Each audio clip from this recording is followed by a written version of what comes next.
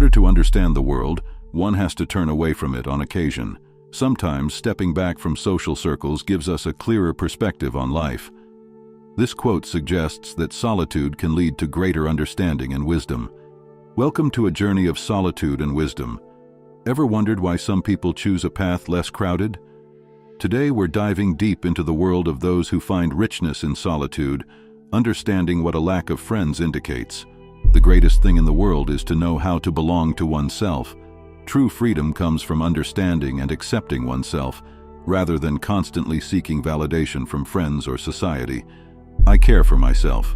The more solitary, the more friendless, the more unsustained I am, the more I will respect myself. Solitude can be a choice to focus on personal growth and self-respect, indicating strength rather than loneliness. People think being alone makes you lonely, but I don't think that's true. Being surrounded by the wrong people is the loneliest thing in the world. This quote highlights the value of being selective with friendships, suggesting that it's better to be alone than in bad company. The only time we waste is the time we spend thinking we are alone. This suggests that feeling lonely is a choice and that embracing solitude can be enriching and not time wasted.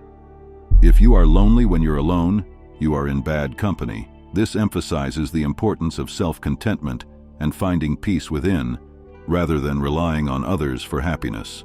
Whosoever is delighted in solitude is either a wild beast or a god. This dramatic quote suggests that those who enjoy solitude have either a profound strength or an enlightened perspective, setting them apart from the ordinary. Loneliness is the poverty of self.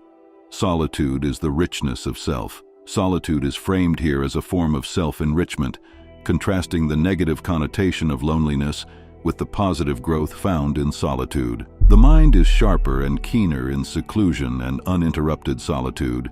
Tesla attributes mental clarity and sharpness to the quiet and focus that solitude provides. All men's miseries derive from not being able to sit in a quiet room alone. This suggests that much of human unhappiness comes from the inability to be at peace with oneself in solitude. I live in that solitude which is painful in youth, but delicious in the years of maturity. Einstein reflects on how the perception of solitude evolves with age, from loneliness to a cherished state. To go out with the setting sun on an empty beach is to truly embrace your solitude.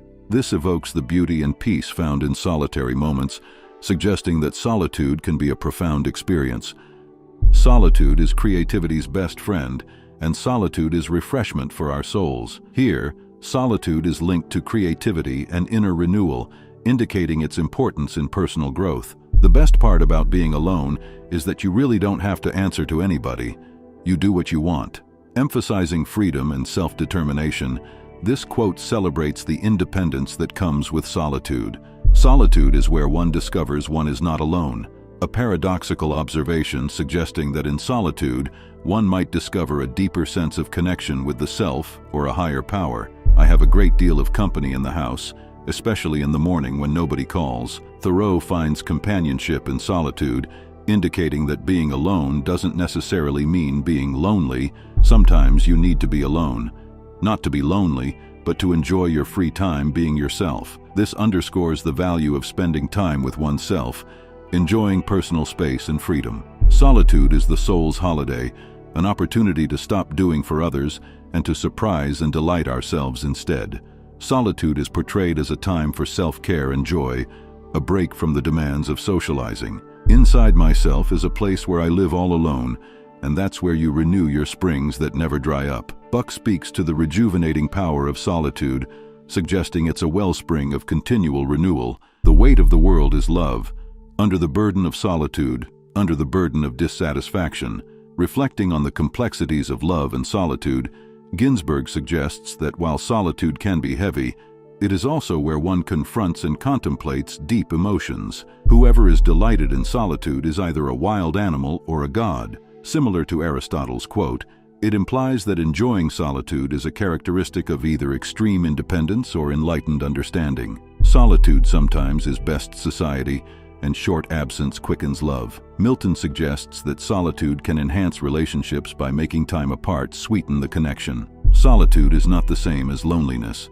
Solitude is a solitary boat floating in a sea of possible companions. Fulghum distinguishes between solitude and loneliness, suggesting that solitude is a choice of not engaging with the many possible connections around. I never found a companion that was so companionable as solitude.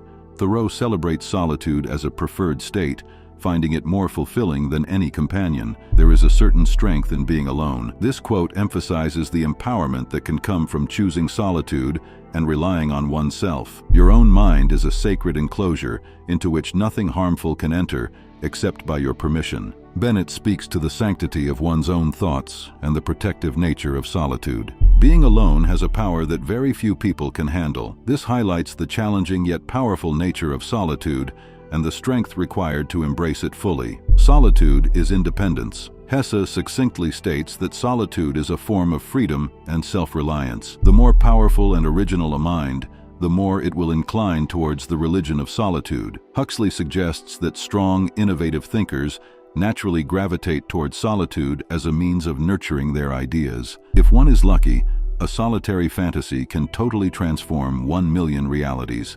Angelo speaks to the transformative power of a solitary moment or thought, impacting numerous realities beyond the individual. Thank you for joining us on this exploration of solitude and self-discovery. Remember, solitude isn't about loneliness. It's about finding your own path, understanding yourself, and sometimes just enjoying the quiet. May you find the right balance in your life. Until next time, cherish your moments of solitude and the insights they bring.